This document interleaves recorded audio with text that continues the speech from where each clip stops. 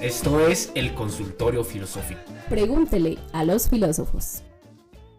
Bueno, hoy estamos en el consultorio filosófico. Esta sesión es especial porque es el primer hombre que nos ha escrito al consultorio y el primer hombre que nos ha escrito realmente para la vida de los eudaimones. Ya hemos tenido sesiones muy antagónicas porque la primera fue con una muchacha que tenía 20 y péguele de años y la de ayer fue con una señora de 40 y péguele de años. Entonces, ¿qué queríamos hacer? ¿Qué hicimos? Hemos visto como las dos caras de esto. Y hoy estamos con Juan. Entonces, ¿Cómo cuéntenos, Juan. están? Bien, bien, bien. ¿Cómo está usted? Bueno, yo la verdad lo sigo a ustedes hace poquito, pero la verdad, como lo que ustedes, o sea, los empecé a ver en Instagram, luego en YouTube, y lo que ustedes hacen a mí me vuela la cabeza. O sea, de verdad es un trabajo espectacular, me gusta mucho, me divierto mucho viendo como estos videos de YouTube, como, porque es como, sí, es como la realidad de las cosas, o sea, no es, es como era la vuelta que trae la filosofía, o sea, como entender qué es la filosofía, ¿verdad? Pues porque no es hablar mierda, literalmente, o sea, es como tomarse el tiempo de analizar los problemas desde su raíz, que es lo que ustedes hacen, y el cambio que ustedes quieren hacer y lo que quieren llegar a hacer, a mí me trama mucho. Y más encima que, pues, Parra le encanta Sartre, también eso me gusta mucho porque, o sea, pues, no soy lector ferviente de Sartre, pero pues me encantaría empezar a leerlo. Y pues como que también quería como preguntarles como por dónde comenzar a Sartre, marica, la vuelta total. Entonces, sí, es como por eso lo sigo a ustedes y la vuelta que ustedes dan me parece excelente y fundamental, la verdad. Pero espere, ¿usted no hacia el consultorio o va a hablar de cualquier cosa por ahí? No del consultorio, lo que sí, o sea, ¿O tengo tiene algunas una preguntas crisis planteadas. personal específica? O Que tiene, ahorita sí han venido, digamos que han venido más por crisis en específico, pero pues también nosotros la idea es hablar con la gente por ahí, sí, porque igual también estamos súper aburridos en el pueblo. no tiene que tener un Sí, problema. Pero, ¿usted tiene algún problema de lo que quiere hablar o vamos a empezar a hablar de de Sartre? Sartre. Pues entonces hablemos de Sartre, suave. Sí. Hágale. Pues Listo. pille, yo tengo una cuestión y es, ¿qué Sartre quiere leer usted? ¿Quiere leer el Sartre literario, el Sartre político o el Sartre filósofo? Porque las tres son diferentes, son, pues obviamente es la misma persona que escribe, pero son de diferentes voces que no se han analizado a totalidad, pero que yo estoy en la tarea de analizar al Sartre así, desde sus tres caras.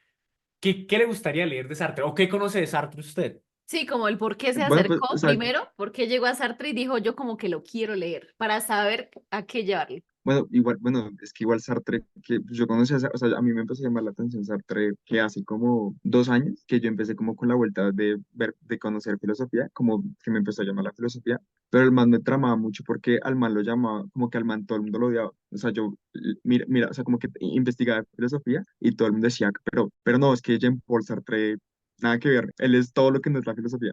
Él nada que ver con la filosofía. Y yo, pero ¿por qué le tiran tanto a Sartre? Entonces ya luego como que, como que busqué libros de él y es muy complicado conseguir libros de él. Me sorprende eso, es muy complicado conseguir libros de él. Y entonces como que yo dije como Sartre. Y de hecho me compré este diccionario de filosofía para tratar de entender un poquito de él y de varios filósofos. Pero pues Sartre es como lo alterno de la filosofía, Bueno, diría ¿usted yo. es filósofo o qué hace? Para saber, ¿no? No, yo me estoy preparando para entrar a la universidad hasta ahora.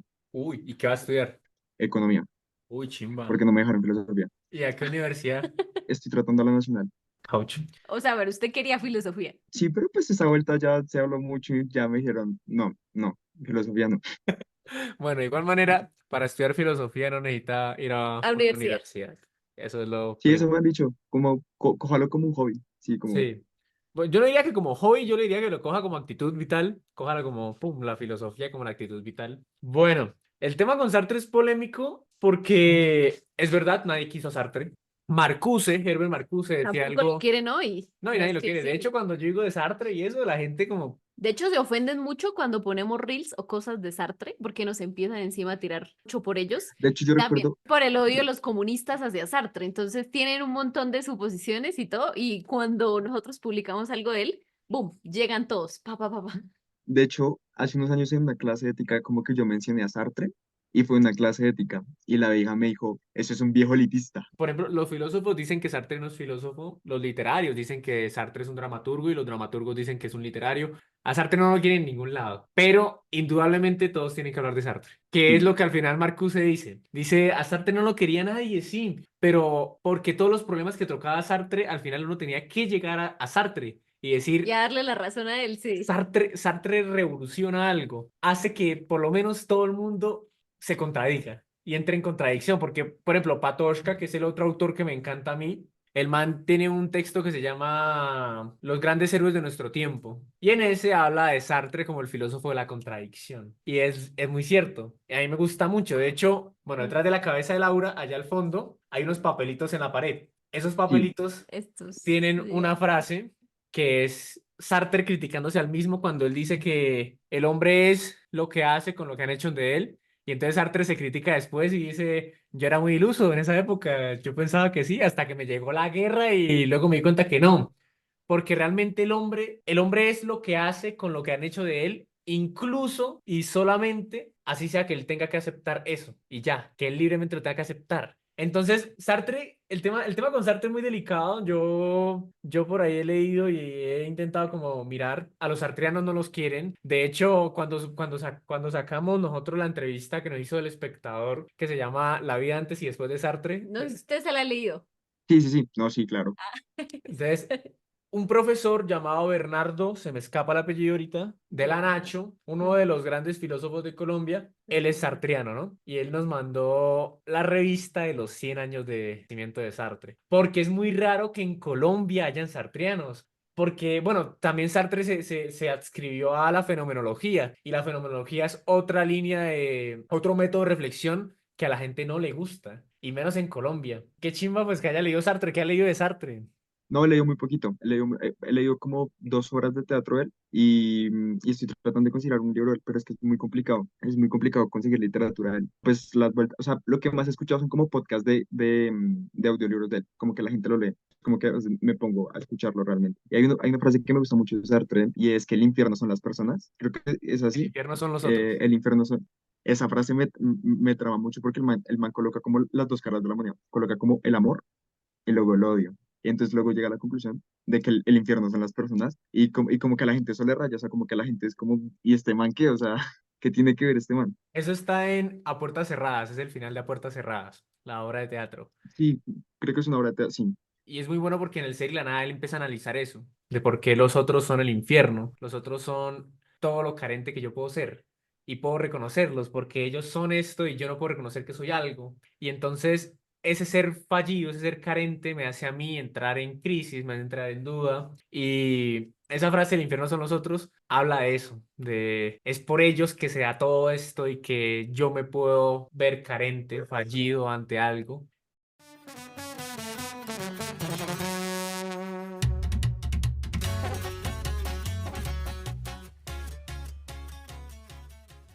Es que yo creo que es porque igual manera en filosofía, quieran o no, la filosofía es muy elitista. Nosotros lo hemos dicho y lo vivimos también durante la universidad.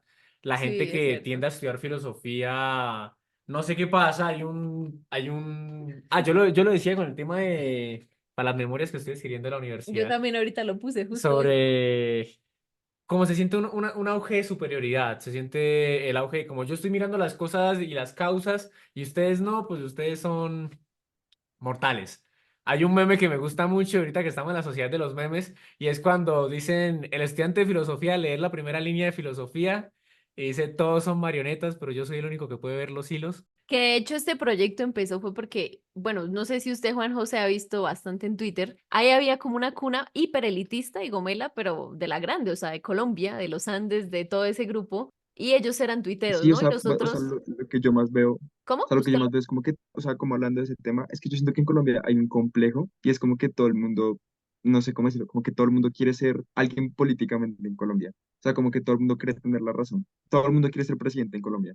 Sí, O sea, todo eso. el mundo cree que sería el mejor presidente de Colombia. Y es como, o sea, pues da tu opinión, pero pues hasta ahí da, o sea, tu opinión y ya. Pero sí, o sea, como que todo el mundo es como, y como que todo el mundo ahora reflexiona de la vida y como que no ha leído un culo de filosofía y reflexionan unas cosas resacadas del culo, o sea, y es gente como, bueno, pero entonces es como muy re nada que ver, o sea, porque ahorita todo el mundo se cree filósofo, o sea, todo el mundo es filósofo sin haber leído filosofía. Pues Entonces justamente es como también re, por el tipo de seriedad que le tomaron a la filosofía, ¿no? Porque, como usted dijo, hay mucha gente que habla mucha mierda y así se volvieron filósofos, porque si usted de hecho hoy revisa, la mayoría de filósofos terminan haciendo eso, o son súper parleros y están haciendo un empleo así todo chévere, pero es porque son súper parleros y podrían convencer a todo el mundo porque es que la filosofía le da a uno esa herramienta. Y nosotros esa vez veíamos eso en Twitter porque de hecho la mayoría de esa cuna ni siquiera son filósofos, son economistas, no sé, de los Andes o gente así. Y yo decía, pero, o sea, y ellos son los que están dando la filosofía ahorita en Colombia. Y usted ve y los podcasts de todo lo que hay de filosofía en Colombia los dan ellos. Los podcasts de opinión pública, los podcasts de reflexión de Colombia los hacen ellos. Toda esa élite gigante. Y esa vez nos enfadamos, eso fue en pandemia, ¿verdad? Estábamos en pandemia y yo les dije, no, pues vamos a hacer algo que, no sé, que haga contrapeso o algo, porque pues estábamos cansados que también todo lo que ellos hacían pues era lo que era. Dijimos, no, vamos a hacer algo y comenzamos, pero pues no lo hicimos porque teníamos otros inconvenientes filosóficos personales más grandes.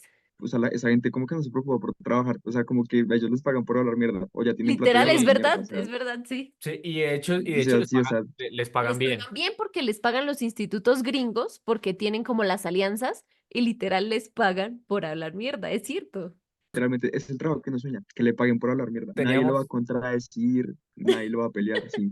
cuando empezamos a hacer esto, recuerda que la idea era destronar esto a partir de, por ejemplo, la primera imagen fue de Urano el perro. Entonces nosotros dijimos, vamos a hacer con nuestro perro que creamos un movimiento que era el guaoísmo y a partir de ese movimiento atacamos a esas élites filosóficas que Y se nos ponen a hacíamos hablar. unos hilos también así todo atacando con el perfil del perro en Twitter. Eso fue hace, como 3 años, Y 4. ahí cogimos también como un auge en filosofía, invitamos a una gente internacional también a unos eventos que organizamos y luego dijimos, eso se acabó y dijimos, pero vamos a hacerlo en serio o no, porque igual estamos en la universidad, en el pregrado y dijimos, ah, pues sí, pero ¿de qué vamos a trabajar? Nosotros queremos vivir de esto, de escribir y estar haciendo esto que hoy en día hacemos y empezamos entonces con la idea de, porque nosotros teníamos en la universidad, éramos una secta, éramos la Orden Masorética, teníamos No, Bizantina, sí. un nombre re largo que era la Orden Neobizantina, No, la orden masorética neobizantina de la Königsberg colombiana. eso, que suena re rayado y que obviamente los que han entendido del tema dirán, estos man están muy locos. Y luego dijimos, no, pues vamos a tomarle seriedad porque vemos que los que están haciendo filosofía ahorita en Colombia, pues lo hacen desde un alto grado de comodidades y privilegios. Y dijimos, ah, yo sé que a la gente le interesará esto, a la gente de seguro les va a llamar la atención. Y pues hoy podemos decir que los eudaimones han adquirido cierto prestigio. De hecho, hemos caminado por ahí en ciertas calles y estuvimos en Bogotá una vez y mire, íbamos grabando un video y pasó la gente y dijeron, ay, mire, ellos son los eudaimones. Sobre todo porque es gente del común, ¿sabe? Nosotros dijimos, bueno, nuestra idea era como llegarle también al público de las humanidades, ¿no? De las personas que ya están en este proceso de las universidades y todo esto, y que no saben qué hacer. Dijimos, bueno, con ellos podemos trabajar porque la verdad es que sí queremos trabajar con nuestros seguidores. Dijimos, queremos es organizarnos con ellos, hacer esto, y de repente nos dimos cuenta que no, porque la gente del pueblo aquí que no sabe nada de filosofía ni le importa nada de filosofía, están todo el día pendientes de eso. Y de repente la gente afuera en No, o sea, Bogotá también.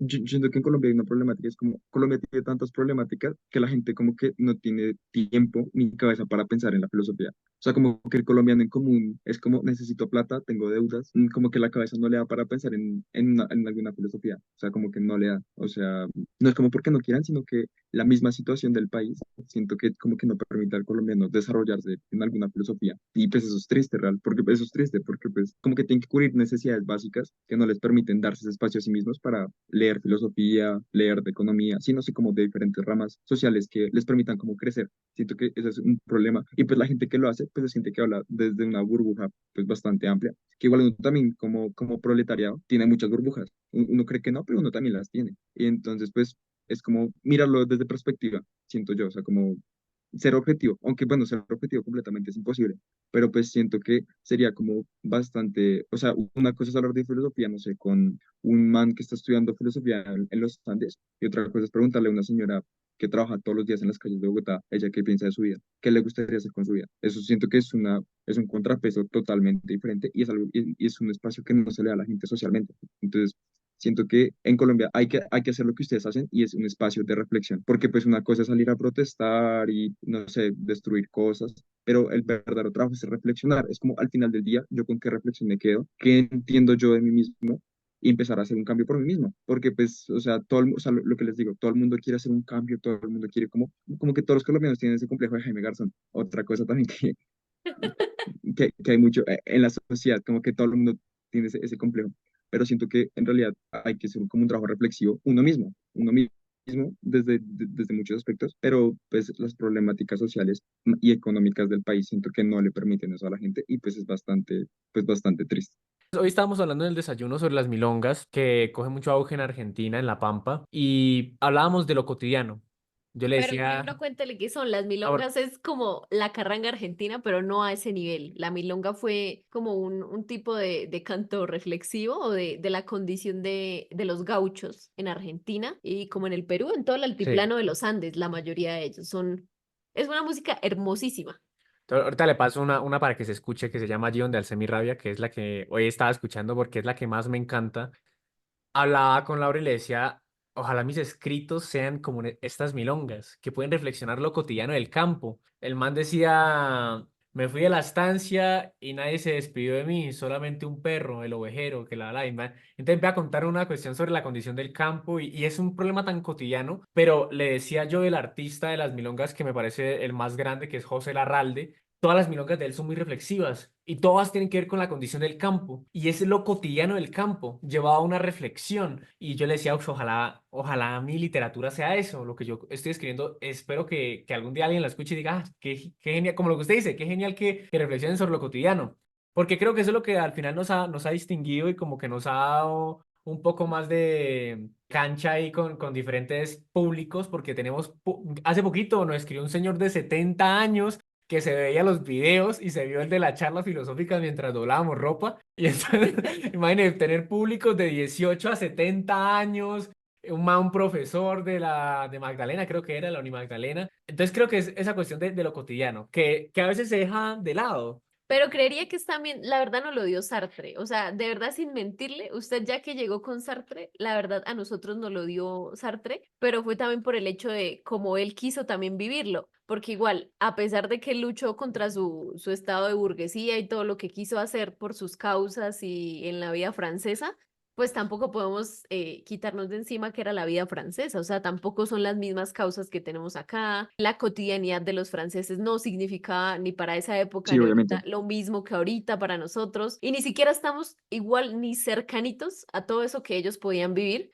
porque allá sí eran ellos ser burgueses, o sea, nosotros aquí tenemos para vivir, pero esto es estar en el día a día cotidiano, que quizá fue el que más intentaron ellos hacer, pero pues para él era imposible también desligarse de, De de su su, de condición. su condición burguesa, porque la filosofía de verdad solo se puede hacer en ese modelo elitista donde usted ya tiene cubiertas sus necesidades y le da el día entero para sentarse a leer, a escribir y a pensar. Sí, o sea, sí, o sea, no, o sea, y eso es verdad, o sea, literalmente para uno desarrollarse como persona, uno tiene que tener plata, uno no puede preocuparse por otra cosa.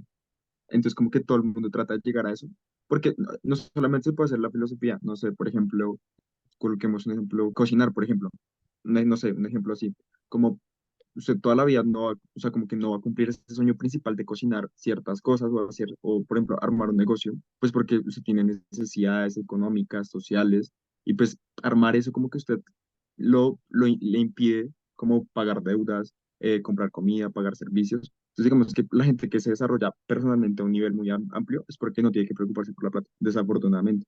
Sí, Y esa es una realidad que pocos ven y sí. Sí. siento que es algo necesario Y es duro de porque visualizar. de igual manera yo siento que todo el mundo quiere o tiene por algunos momentos la afición a esto, a pensarse, a reflexionarse, pero las cargas externas son más fuertes, o sea, pensar en qué voy a comer, qué tal cosa. Ahorita que estaba escribiendo mi memoria sobre la universidad, yo recuerdo que cuando yo estaba en segundo semestre iba a dejar de estudiar filosofía.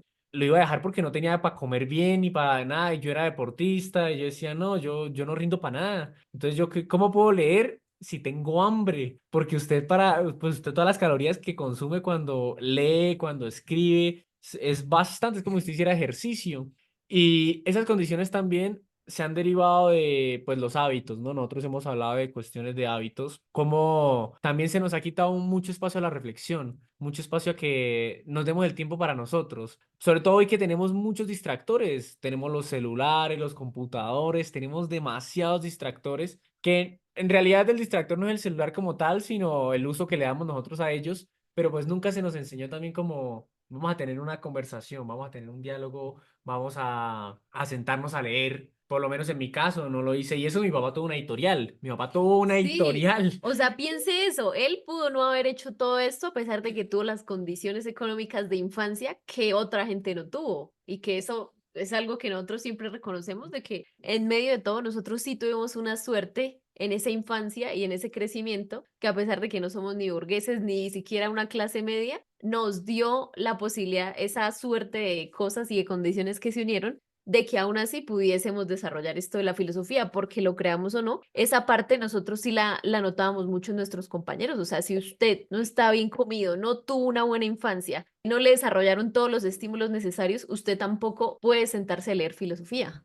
O sea, por más de que tenga el tiempo en este momento, los privilegios, el espacio, todo lo que tenga ahorita, si usted no mantuvo eso desde la infancia, la verdad es que la filosofía no le entra a usted por ningún lado, de ninguna manera. No entra, no se puede uno sentar en la seguridad y en el espacio, la espera, la dedicación, la rigurosidad que pide. La verdad es que no la da y no la dan esas condiciones que incluso la gente puede traer de atrás, aun cuando no las tenga hoy en día. No, igual, no sé si ustedes conocen a este historiador que es israelí, que se llama Yuval Noah Harari, el de Homo Deus, Como el de Deus. Homo Sapiens. El man habla mucho del orden predeterminado, que hubo un tiempo en el que se empezó a predeterminar todo, y literalmente fue que la gente empezó a creer, o sea, que fue una creencia colectiva, y que así fue como se creó la sociedad en la que vivimos, en las creencias, y las creencias fundamentan todo hoy en día. Y uno lo dice como, marica, creencias. Entonces dejo de creer en eso y ya. Es una creencia tan arraigada y tan Sí. histórica que uno cae indirectamente en ella. Y eso me parece algo como muy, porque uno a veces también como estudiante, por ejemplo, la gente de filosofía como, "Ah, ustedes están en el sistema, yo estoy por fuera del sistema, y ustedes están ahí".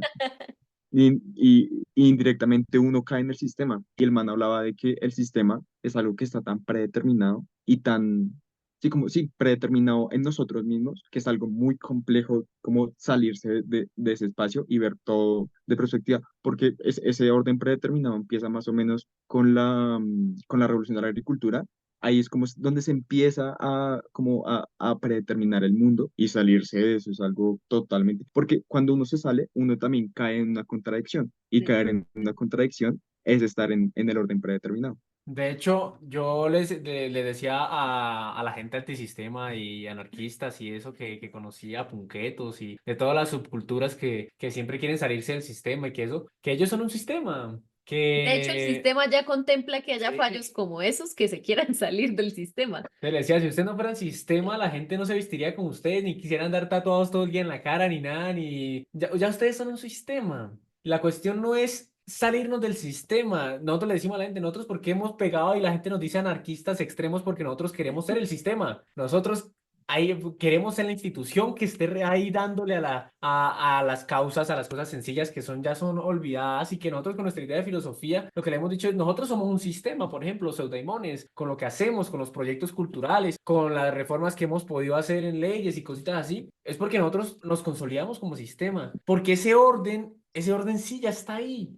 Y entonces, que usted sea antisistema es ser sistema también. Todo eso está ya contemplado. Y la gente se sorbe los Desgarra. mocos allá así diciendo que no, que abajo el Estado, que abajo la que yo no sé qué, un poco de cosas cuando no se contemplan que ellos ya son un factor contemplado en el sistema.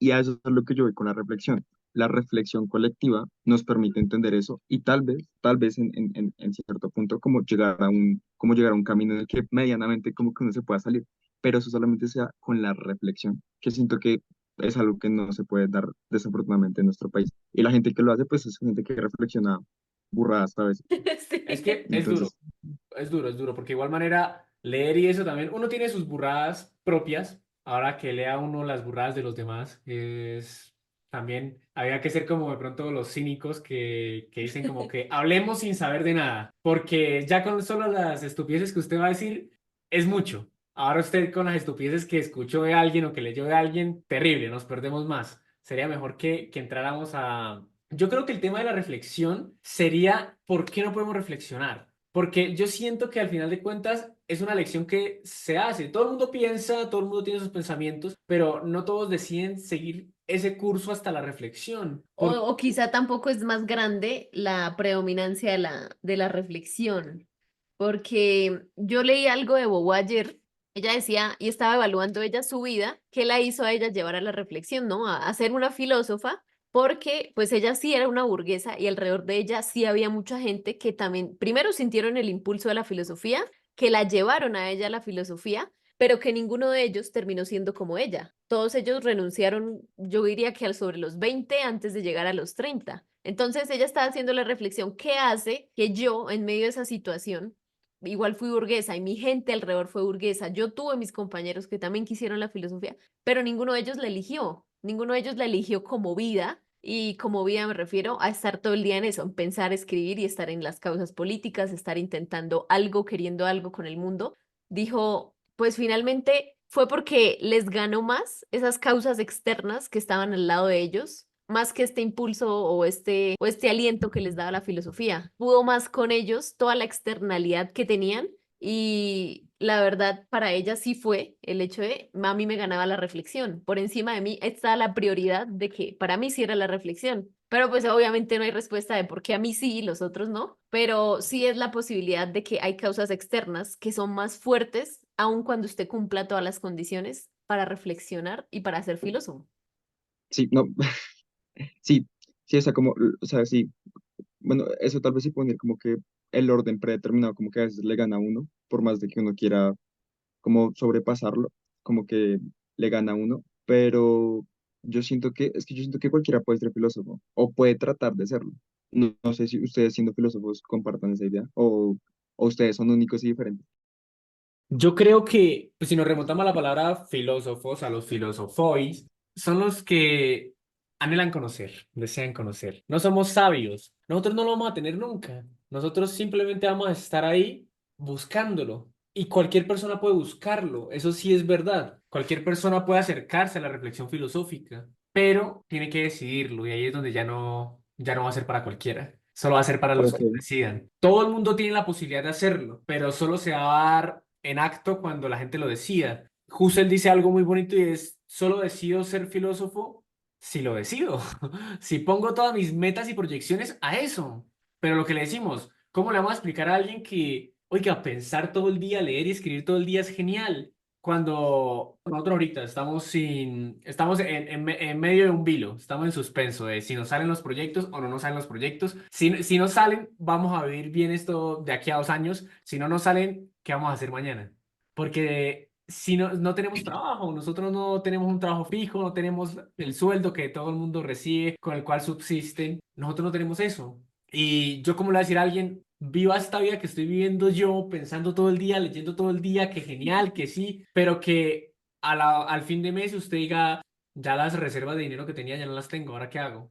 ¿Ahora qué me pongo a hacer? Porque es que la incertidumbre que da, por ejemplo, no digo que todos los filósofos sean así como nosotros y tengan problemas de dinero. La Sí. mayoría de filósofos que conocemos están bien, trabajan en algo. Nosotros que somos los que no trabajamos y que estamos acá en nuestras cosas mientras nos sale en la vida, ¿cómo le vamos a decir a alguien que decida esto? Cuando afuera tener un trabajo, tener familia, tener estas cosas que ya están sistematizadas, me dan seguridad.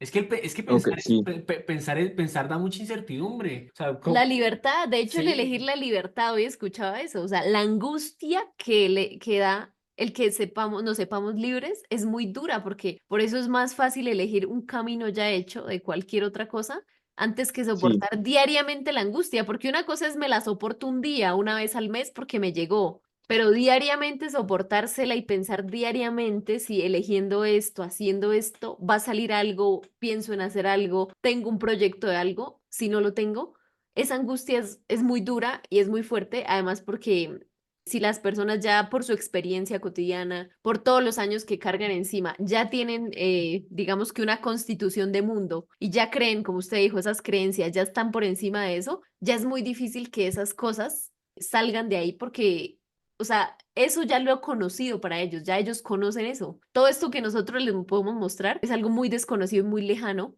porque nunca ha estado entre sus experiencias posibles y eso es quizá a veces lo más duro, no tanto que la gente tenga las oportunidades, sino que las personas no lleguen a tener la mayoría de experiencias posibles del mundo para saber que también les son cercanas y las pueda optar o pueda saber cómo ir a ellas. Eso es más duro que incluso la coacción, ¿cómo se dice? O bueno, la no posibilidad de elegir oportunidades físicas o tangibles a nivel económico, político y social. O sea, básicamente ser filósofo es elegir una vida como Diógenes, literalmente. No. ¿No? Porque, o sea, el conocimiento, bueno, igual es que Diógenes era, marica, Diógenes como que todo le valía verga, y él como que era en su esplendor de filosofía, en su huequito, en su tarrito, y pues está esta anécdota chistosa que yo creo que todo el mundo la conoce, o pues la gente que sabe filosofía conoce la de con Alejandro Magno, que Alejandro Magno le dijo como, pídeme lo que quieras, yo te doy lo que tú quieras, y Diógenes le dice como, Quítese. córrete que me estás tapando el sol, marica, por favor. Entonces, pues habrá gente que piense que ser filósofo es ser como Diógenes, tal vez. Es que igual manera recuerda que hay escuelas, ¿no? Escuelas, los cínicos y Sí, los estoicos y demás. Pero yo creo que al final de cuentas, elegir la filosofía, para no elegir la filosofía, simplemente tiene que decidir lo desconocido, decidir la duda.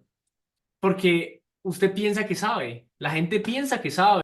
Escojan la duda, escojan pensar que tal vez lo que saben no lo saben.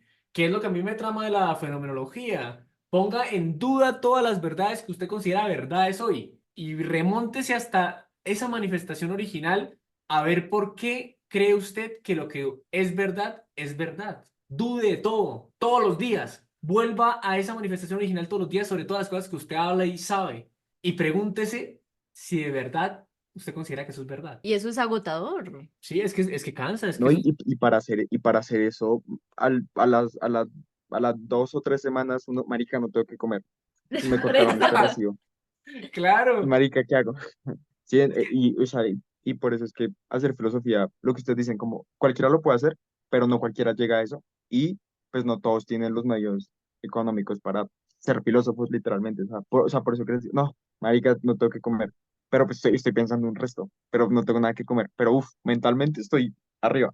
Eso De es igual muy manera, jodido. yo tuve una crisis haciendo mi maestría, iba a decir, Sí. haciendo mi monografía, y era el tema de la globalización de la filosofía, cómo todo el mundo al final, ay, ojalá todo el mundo filosofara. Yo creo que no todo el mundo tiene que filosofar. Y no en cuestiones de élite, sino porque hay gente que sabe el conocimiento práctico que yo no sé, por ejemplo. Y es necesario para la comunidad que haya la gente que sabe el conocimiento práctico. Porque a veces puede que estas derivaciones y estos pensamientos filosóficos no nos lleven a nada. Y nos lleven simplemente a seguir alimentando un discurso que se ha dado durante siglos, pero también como ahí ya me separo un poco de la filosofía y digo, hay que pensar también en la comunidad, en el Estado, en los ingenieros, hay que Sí. pensar en los que hacen las vías y tienen el conocimiento para hacer la vía y tienen el conocimiento para hacer el puente, para hacer la escuela, y están los que tienen el conocimiento para enseñar en la escuela, y están los que tienen el conocimiento para lo práctico. Y yo creo que ahí sí, no todo el mundo debe dedicarse a la filosofía, como no todo el mundo tiene que dedicarse a la historia ni dedicarse a la economía. Yo siento que hay que acercarse, pero no hay que darle la dedicación extrema a cada cosa. Ojalá fuéramos como esa gente que decía que exploraba de todo y eran como Leibniz, que eran juristas, eran matemáticos, eran Y filósofos, médicos, todo. médicos, o Rabelais, que hacía de todo también. Ojalá fuéramos así. Pero pues ahorita ya hay tanta especialización que yo siento que es necesario que exista esa diversidad. Además, yo también considero que hay gente a la que le gusta la serenidad del no preguntarse y esa felicidad de la ignorancia, pues también es una felicidad que debe estar en el Sí, mundo claro. y que a todos también les satisface de distintos modos. A nosotros quizá también es por esa inquietud que tenemos de por qué también todos no lo hacen, de por qué todos tampoco se preguntan por esto, que también es una inquietud que tuvimos nosotros, que fue un afán, yo creo que es un afán muy de juventud.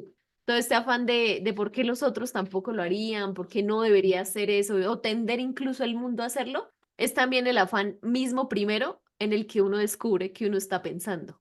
Entonces, como uno se siente satisfecho y en ese placer de, wow, el pensar me dio todo esto, uno cree que si el resto del mundo lo obtuviese, también le daría esa felicidad y placer, pero pues la verdad es que no, al resto del mundo no le causa esto placer, ni serenidad, ni tranquilidad, y al contrario, lo único que hace es quizá llevarlos a abismos que no deberían estar o que no quieren o que les va a causar una intranquilidad aún peor o les va a irrumpir la vida de un modo que ellos jamás habrían deseado. Entonces, es quizá por ese afán de que conocimos por primera vez el mundo y el Exacto. pensamiento.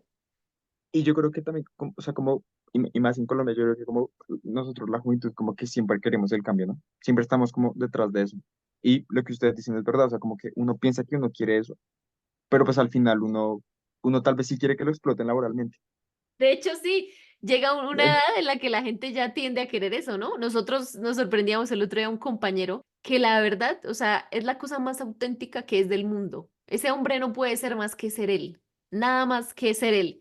Y él es filósofo también y luego hizo su maestría y sus cosas, pero nosotros nos sorprendimos ya ahorita que él está sobre los 30, que ya le ganó la vida y ya dijo, no, yo lo único que quiero Que me es paguen y que me ya, paguen sí. mejor y ya, yo no quiero nada más y punto, se acabó. Yo lo pienso a veces porque yo digo, claro, yo mire, a mis 25 años no he trabajado oficialmente para nadie.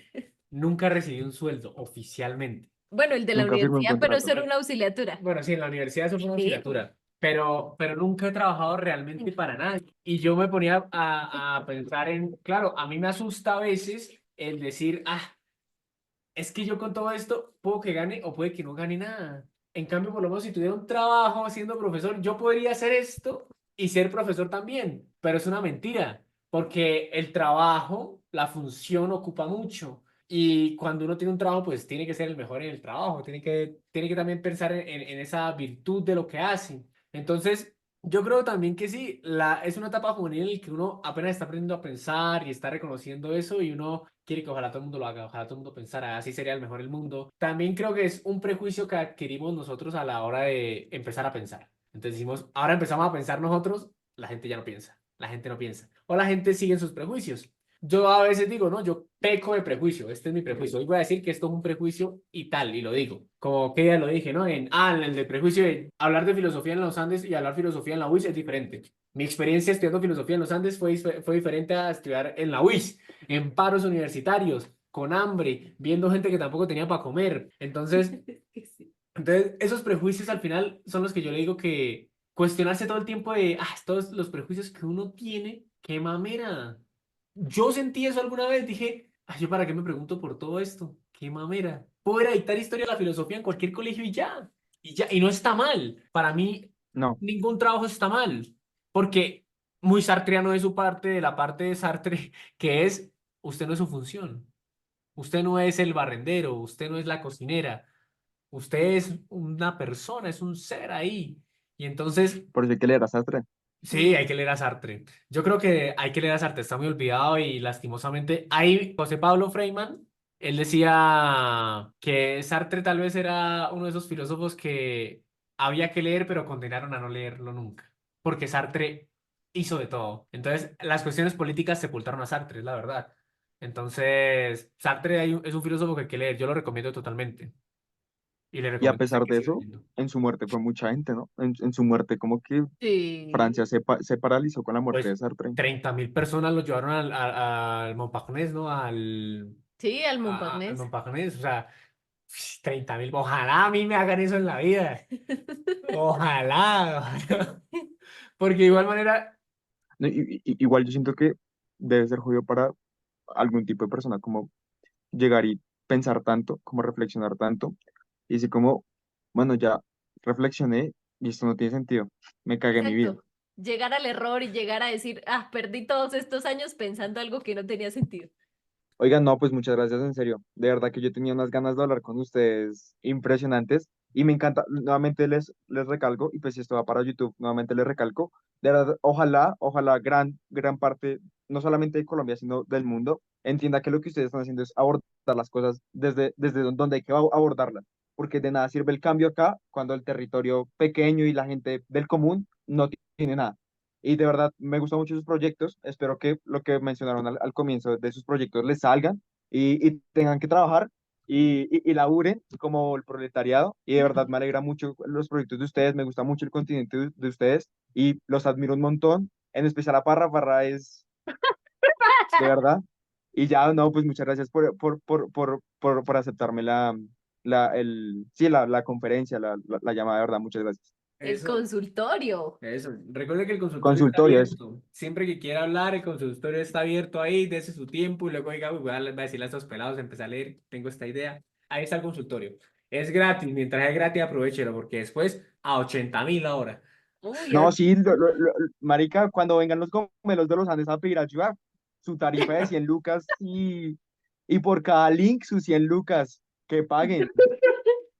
Lo vamos a convertir en nuestro asesor. en nuestro management, sí. No, Sí, listo. que paguen, que Que pague esa paguen los que gente. tengan, sí. Chimba que haya querido estar en el consultorio, chimba que nos siga, la verdad, porque pues siempre hablar con la gente es genial y lo que le decimos, ya la gente nos ha empezado a hablar. Es muy genial porque los tres consultorios que hemos tenido ahorita en esta nueva sección de los consultorios, que son más serios, la gente ha llegado muy suelta. Uy, Nos han sí, eso hablado es así. increíble. Y qué genial es eso, porque de igual manera nosotros no los conocemos, nosotros no sabemos nada de sus vidas, ni usted qué hace, ni nada, sabemos su nombre, yo porque lo vemos ahí en la pantalla. Sí, Pero qué chimba que haya llegado la gente tan suelta, dispuesta a conversar.